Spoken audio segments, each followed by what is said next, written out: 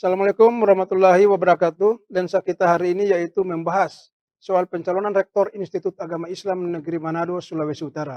Menariknya pemirsa, dari sejumlah calon rektor yang mendaftarkan diri, terdapat seorang wanita yang saat ini masih menjabat sebagai Dekan Fakultas Ekonomi dan Bisnis Islam di kampus hijau tersebut.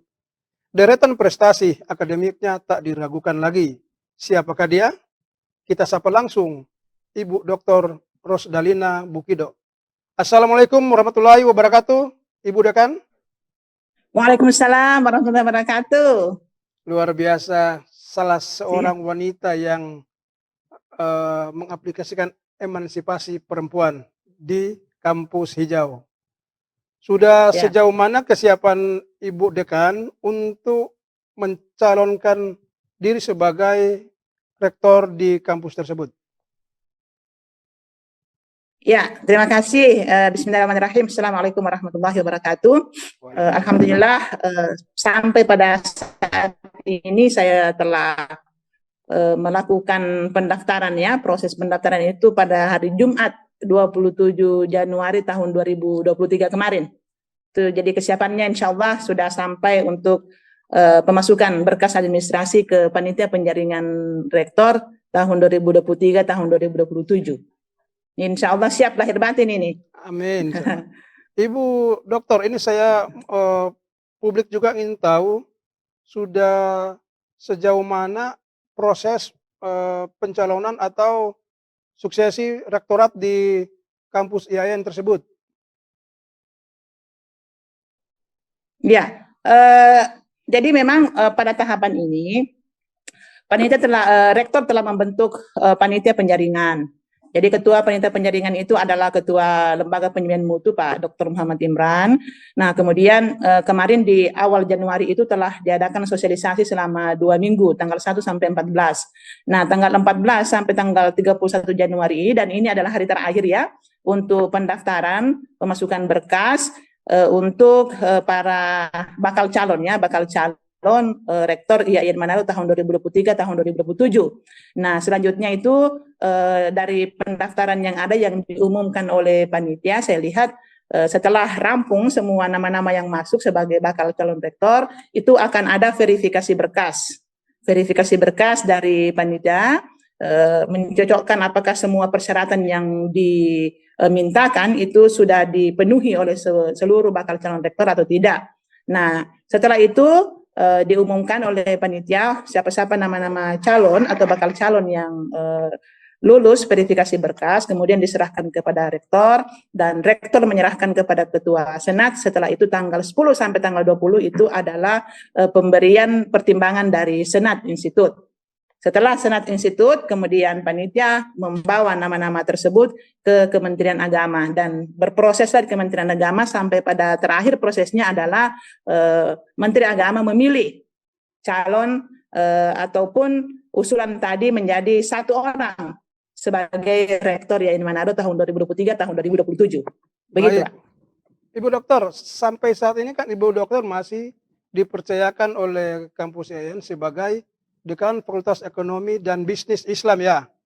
Nah, sekarang yang menjadi pertanyaan, apa motivasi Anda mencalonkan diri menjadi rektor atau orang nomor 1 di kampus tersebut? Iya, kalau terkait tentang motivasi sebenarnya ini adalah panggilan hati, ya, panggilan hati nurani sebenarnya untuk lebih mengabdikan diri di kampus.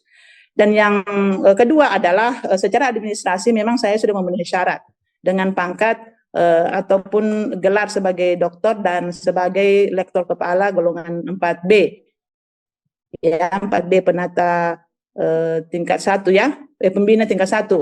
Nah kemudian dari segi jenjang karir memang sudah memenuhi, bagi saya sudah mumpuni, karena saya memang merintis karir itu dari awal tahun 2015 sebagai sekretaris jurusan Ahlus Syariah di Fakultas Syariah, kemudian sebagai ketua prodi Hukum Ekonomi Syariah di Fakultas Syariah, kemudian juga setelah itu sebagai wakil dekan bidang akademik Fakultas Syariah, dan 2019 sampai 2023 saya sebagai dekan Fakultas Ekonomi.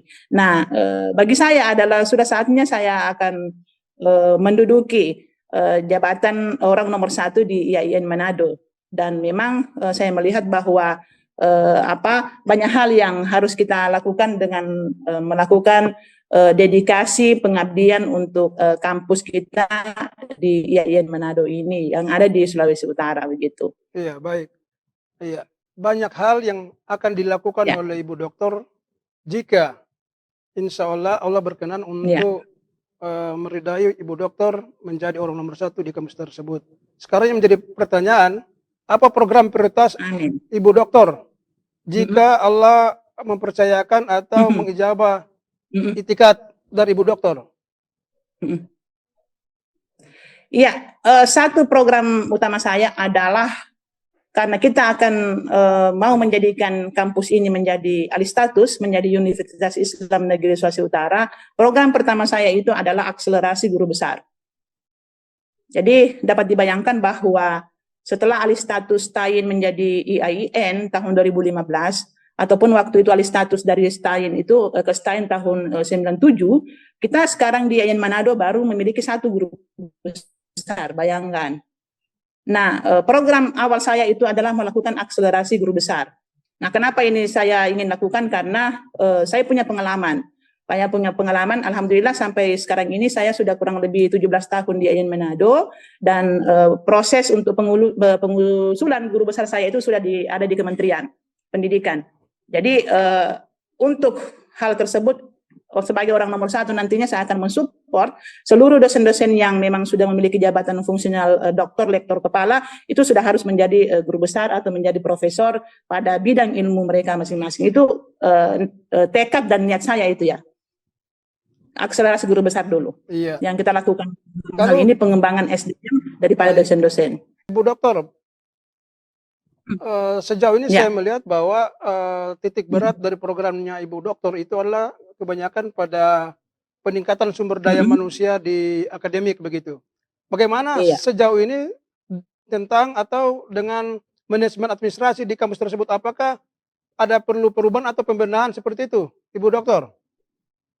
Iya, semuanya kita sebenarnya kalau dalam hal kita di kampus itu, kalau kita di fakultas ya Pak ya, kita kan ada SPMI, Sistem Penjaminan Mutu Internal. Jadi sistem penjaminan mutu internal itu dari kampus, itu dari auditor ya, dari lembaga penjaminan mutu. Banyak hal sebenarnya. Bagi kami, saya sebagai dekan, bukan hanya sebenarnya dalam bidang administrasi.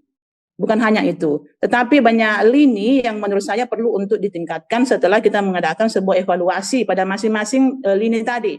Jadi pada bidang administrasi, saya menginginkan ke depan itu kita hanya memiliki one touch. Jadi satu kali klik itu kita sudah bisa memiliki semua akses untuk pencarian data melalui website dan lain sebagainya. Itu penting untuk kita lakukan. Karena kenapa? Kita sekarang untuk administrasi itu sudah memiliki jabatan ataupun para prakom ya, pranata komputer. Jadi itu tinggal mereka saja kita arahkan untuk pranata komputer, dan juga kita menyiapkan sarana dan prasarana yang ada sehingga menunjang pekerjaan mereka.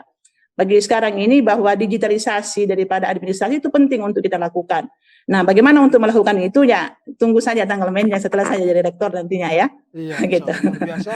Nah, sekarang nih Ibu Dokter, ini yang menjadi pertanyaan juga. Tadi penjabaran tadi dari Ibu Dokter tadi kebanyakan masalah internal. Sekarang bagaimana tentang masalah eksternal, maksudnya nasib atau perlakuan kampus terhadap mahasiswa yang ada di kampus tersebut? Ya, sebenarnya kalau mahasiswa itu adalah masuk dalam rumpun sivitas, ya, sivitas akademika. Sivitas akademika itu yang terdiri dari dosen, kemudian tenaga pendidikan, dan mahasiswa serta alumni. Makanya adalah semua rumpun ini harus bersinergi. Makanya kalau saya ini sekarang masih jabatan sebagai dekan, saya selalu memfasilitasi dan mensupport bagi mahasiswa atau ormawa untuk melakukan hal-hal yang bersifat inovasi dalam hal pengembangan misalnya fakultas gitu loh, kalau dalam lini fakultas saya. Nah, itu penting untuk kita rangkul semua, bagaimana mereka bisa bersinergi. Nah, sekarang yang perlu kita lakukan ini adalah melihat potensi-potensi yang ada pada mahasiswa tersebut untuk dikembangkan, bakat dan minat. Seperti saya di FEBI kemarin kita mengadakan FEBI Competition. FEBI Competition itu yang kita lakukan kemarin itu ternyata banyak mahasiswa kita yang memiliki bakat yang minat yang mumpuni, yang penting untuk kita kembangkan gitu ya. Jadi mereka harus diberikan sebuah wadah untuk menyalurkan bakat ataupun minat mereka itu sehingga bisa mengasah. Jadi kemampuannya bukan hanya mereka belajar secara teoritis saja, ilmu saja, tetapi ada sebuah skill, ada sebuah keterampilan yang dimiliki oleh mahasiswa sehingga mereka itu kan nantinya kan punya, selain punya ijazah dengan transkrip nilai, juga mereka memiliki surat keterangan pendamping ijazah. Nah itu yang kita akan berikan ke mereka sehingga mereka bukan hanya orientasi hanya menjadi PNS, ASN saja, tetapi mereka bisa menjadi atau menciptakan lapangan-lapangan kerja tentunya dengan alumni yang terampil, yang memiliki skill dan kemampuan yang mumpuni atau di atas rata-rata dari perguruan tinggi lain. Luar Begitu. biasa. Iya, Ibu Dokter luar biasa. Iya. Dan ini terakhir Ibu Dokter, mungkin Iya. mahasiswa yang mengharapkan atau mengadu nasib di kampus hijau tersebut, tidak semuanya pasti memiliki ekonomi yang mumpuni. Mungkin ada perlakuan khusus atau semacam beasiswa Betul. nantinya Ibu Dokter dipercayakan menjadi rektor di IAIN Negeri Iya. Manado. Apakah program beasiswa itu bisa dilakukan atau seperti apa menurut perspektifnya Ibu Dokter? Ya, kalau untuk beasiswa sebenarnya sih sekarang ini sudah ada beberapa ya beasiswa. Dari Bidik Misi juga ada beasiswa, untuk dari Basnas juga ada. Jadi memang menurut saya perlu kita memperlebar lagi, mengembangkan kerjasama dengan funding kita, dengan beberapa pemerintah daerah. Nah, alhamdulillah sekarang ini saya sudah banyak berkunjung, ada komunikasi dengan beberapa pemerintah daerah di Bolaang Mongondo, kemudian di Bolsel, kemudian di Minahasa Selatan, Bitung, Manado, dan lain sebagainya. Kita membangun komunikasi itu. Dengan membangun komunikasi itu, tentunya implikasi dari kerjasama nantinya yang akan kita bangun, kita bisa meminta kepada mereka untuk menyediakan beasiswa ataupun bantuan pendidikan kepada mahasiswa kita. Nah, sekarang ini kan Basnas juga ada, dari Bank Indonesia juga ada. Nah, kita hanya tinggal meningkatkan kerjasama itu sehingga mahasiswa yang kurang mampu, apalagi yang kemarin terkena dampak COVID-19 itu mereka bisa kuliah seperti dengan teman-teman mereka yang lain yang tentunya memiliki ekonomi yang lebih tinggi. Itu kita akan tingkatkan kerjasama dengan eksternal, dengan pemerintah daerah, pemerintah provinsi, sehingga mereka bisa juga melirik mahasiswa-mahasiswa kita yang ada di perguruan tinggi keagamaan Islam negeri yang ada di Sulawesi Utara itu. Itu harapan kita, Pak, ya. Insyaallah. Iya. Iya, Ibu Dokter, sayang sekali waktu kita terbatas. Insyaallah mudah-mudahan itikat baiknya Ibu Dokter bisa dijawab Allah Subhanahu wa taala dan kampus hijau akan semakin maju di tangan Ibu Dokter Rusdalina Bukido. Kami undur diri. Siap, terima kasih. Amin. Ya, terima kasih. Kami undur diri, pemirsa. Kita jumpa lagi dalam acara lensa kita hanya di News TV Online, channel Timur terpercaya. Assalamualaikum warahmatullahi wabarakatuh. Ibu Dokter, sukses selalu. Waalaikumsalam warahmatullahi wabarakatuh.